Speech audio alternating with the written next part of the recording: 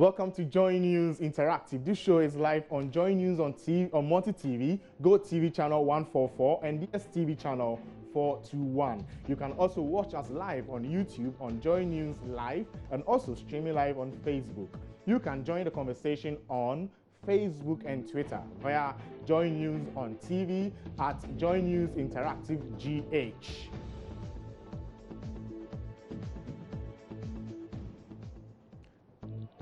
Welcome back. My name is Victor Boakye. Moving on to our first story. President Nana Akufo-Addo has had only one state car at his disposal, a 10-year-old BMW, since he assumed office on January 7th. President Akufo-Addo has also had to use his private means of transport on trips outside the Greater Accra region, following the supposed disappearance of more than 200 state cars from the presidency. Speaking to the media on Wednesday, the Director of Communications at the Presidency, Eugene Ahin, revealed that the President of the Republic currently has virtually only one vehicle at his disposal. This is the vehicle which was purchased in 2007 during the Ghana at 50 celebrations. Now, the question that dwells on the minds of people are: who benefited from the cars, and why isn't the DVLA responding to these issues about stolen cars? And why isn't the person in charge of these vehicles at the presidency during the NDC government not being arrested and questioned? Let's get your reactions on Facebook. When we posted, when you put up a post on our page some few hours ago, we have Pepra Isaac who says, did we even have to get to this point at all? After serving your country, do you need to go home with a state asset for the country to come chasing? It's sad. We have Prince Nuruddin Baumia who says this is irrelevant. If they want the names of the if they want the names to be made public, then they should retrieve the state vehicles back to the Flagstaff House, period. We have George K. Owusu who says NPP is only playing the mind games with Ghanaians. They want to buy more luxurious cars for Nana Pleja-Addo. In quotes, it says stealers and fraudsters. And we have Lincoln who says it's not even necessary because no one is in possession of government property. Waste of taxpayers' money. Hashtag shaking my head as SMH. And we have Abesi Edison who says they should rather publish the names of those in possession of government assets. And then still says there were names. Okay, these names should be published. Have the state properties tend to be private properties in Ghana now? We have Kelvin Ewua who says, why should someone keep state property when you are no longer state official? That's a question that he's asking. We have Mate who says, it's not appropriate for their names to be made public. However, they should be professional in their works. And we have Oga Tofik who says, for the sake of transparency, it should be published. Nana Yabua Esiama types, make them public for what? The looters make it public when they were stealing the cars. And we have Ebenezer Adomako who says it's laughable to even ask this question. They should publish them in the Daily Graphic. We have Joe Apia who says, yes, why not? Then Kofi Akpela Kobi says a big no. And then we have Agri Felicia who says, why not? And Constance Akoli Kwanzaa says, yes, since there is nothing wrong with it. And then we have V who says, why not?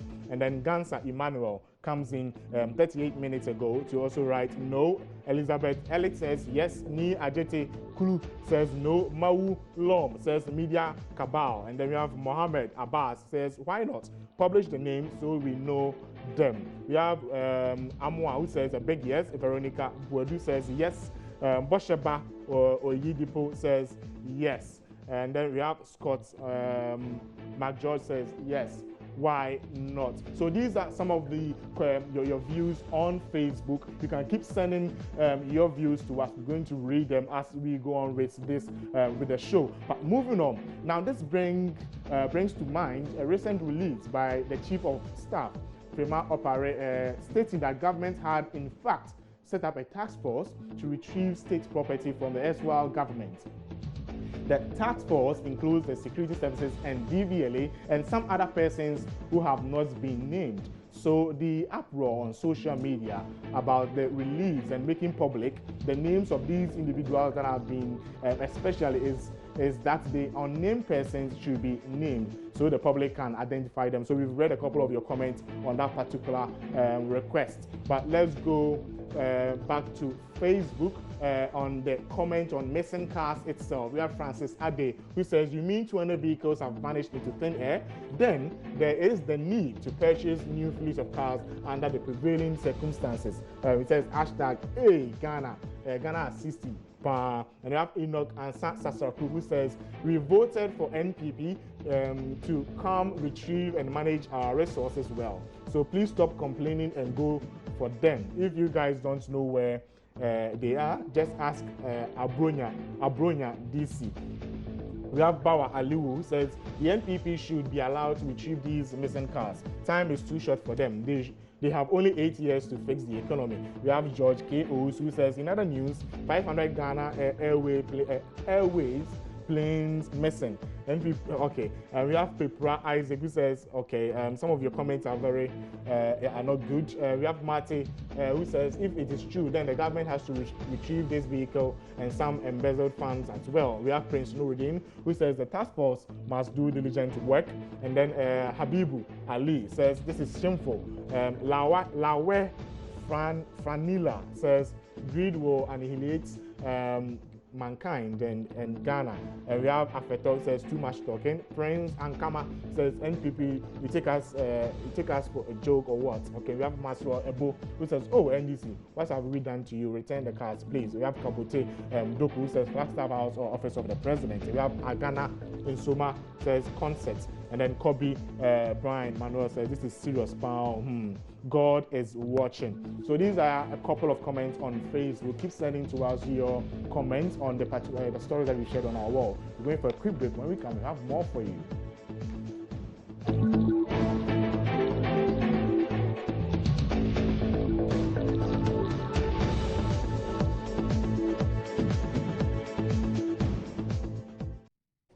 Welcome back from the short break. But last year, a lot of vim and vigor were in the public space when Martin Amidu decided to orally examine Woyome. But it happens that this year he has backed out of that inquiry to do that. But could it be disappointment as expressed by some section of Ghanaians, or it was a mere political score point by Martin Amidu? Former Attorney General Martin Amidu has withdrawn his suit at the Supreme Court, in which he was seeking to examine businessman Alfred Woyome over the delay in the repayment of the 51 million Ghana cedi judgment debt paid to him. According to Martin Amidu, his decision to withdraw the suit was due to the change of government and the assurance by the new Attorney General to retrieve all judgment debts wrongfully paid to individuals. We shared a post on Facebook, and a couple of your comments have been coming in. We have Babs B, who says, see this too, when Ghanaians were happy that you could do something to retrieve this money, and now you have to disappoint us. Oh, Ghana. And then Richard Gatsy says, Tete says, when you throw a ball against the wall, it will bounce back to you. We are all watching. And we have Mate, who says, because of his personal interest, he wants the state to suffer loss. However, we hope the new government does its best to retrieve our money for us. God help Ghana. Time no day. Prince Nuruddin Baumia says something is wrong somewhere. And then AC Adama says, did you ask why? And then we have Sadia Gunu Yahuza, who says, liars, what do you mean by back down? And then we have Joel, who says has backed down, and he writes Joy News. So these are a couple of comments on Facebook. You could actually send your comments to us, and we're going to read them as we go on with this particular show. But for now, let's check out this video on Kofi Boakye. Most of the things I heard about Kofi Boakye was actually on the news. I think if anything I heard on the news was anything to go by, he actually brought a sense of diligence. He was able to, he had the zeal to fight crimes. Okay, and even though he had the zeal to conform to the laws and regulations of the country, in most of the times he was using common sense also. He wasn't just going by the law, mostly he was using common sense. And his zeal to fight crime was very, very profound. And he worked very well, especially in the area of crime combat. when he came here, the level of crime really reduced drastically. But aside that, the only thing that I remember that I can say was a bit of the bad side of him was when the incidents of a young man who was brutally beaten to death at Krofrum, yeah, and his attempt to shield the people was one thing that I think. Papa, the kind of Ashanti region, and get media take. Until now, a comfort higher affordable housing no more na scrum and no more in no. A comfort be shimbo or chichi or more street light near the only assemblyman for the camboom. A year now after the na a hoto abba. Because first now that now we say a comfort bows one I say, but could watch it be branding in us. And I say, so you say, police station, do or na yet that Dania didn't do Yakusu. See, we boo our OCC baby a police for better than baby Brahma police station. I am nice. Am I if you say police for near and number 4? And this is a political reason. Media, yes, Rom say, Omun Sanfa Kofi watching and blame Kumasi. Na pen. Okay, first now Kofi watching my now do one city, now they are shame, now they are mom. But I'm not buying no Omujai, who do a check you. Ye check you can be beyond sana, who can you correct and Sunny Jamoko. Betrino, a sabe dadana, who do this a beyond the one city shame. And sana, a bioma Jamoko. Or Munjibium. When Kofi Boakye is not in Ashanti region, I'm a taxi driver. The police people are standing on the road. I mean, I'm MTTU. They stand on the road, they collect 1 cedi. But when Kofi Boakye is coming in Ashanti region, the police people are standing on the road collecting 2 cedi from taxi drivers and 5 cedi from trotro driving. This is why I remember Kofi Boakye. So those were some views from residents in Kumasi. I quite remember somewhere last year when the Super Morning Show team paid a visit to Kumasi to go and visit Kofi Boakye. You could realize that Kumasi at a point in time had become a safe haven where people could freely exhibit anything that they wanted to do, which wasn't against the law. There were some incidents of armed robbery attacks and killings and murdering of some people, and Kofi Boakye will assure you of bringing justice to the people of Kumasi. But now he's been moved to Accra to be the director of planning and research. We hope he gets the best done here in Accra. But let's go on to Facebook and read a couple of your comments. We have George Fiawoto, who says, I think that this decision is purely political in the sense that you don't take your best players off the pitch. Ghana has just taken one of their best field officers off. What is the reason? And we have Bra Jerry, who says, Association of Thieves robbers must be happy by the news. The government has opened a chapter of jobs for them. Change has really come. We have Romeo Ode, who says, I will remember him for not mentioning the people behind the NDC printed ballot paper busted in Ashanti region. Few days to the December 7, 2016 general elections. We have Afra K, who says, such an astute officer, but for him, Ashanti region would have been ungovernable during Mahama reign. They took him away to re-establish their criminal head office. May God protect him. We have Saeed Ahmed, who says, please, good morning. My name is Ahmed from Cape Coast. I'm a beneficiary in youth employment. Okay, we'll come back and read that comment, not actually related to what we want to read for now. We have Agri Felicia, who says, I remember him for the big shake-up and discipline he brought to the police service in the Ashanti region. We have Smith Edu Damwa, who says, for turning police station to commercial business area by building stores around it. We have Dande, who says citizens not a spectator, but honestly, his transfer will bring an advantage to the armed robbers at the Ashanti Kingdom. We have Elvis Marcus, who says sorry for the Ashanti region armed robbers.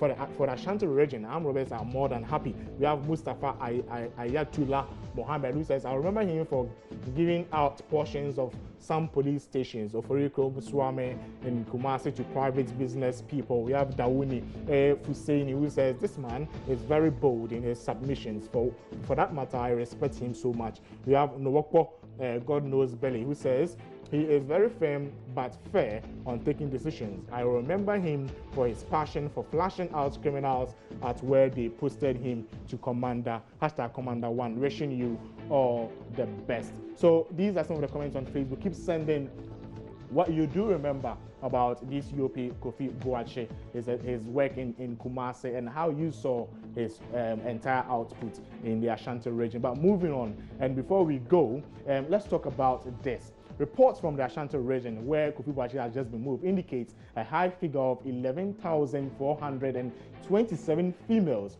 aged between 10 and 35 went through abortions in the Ashanti region in the year 2016.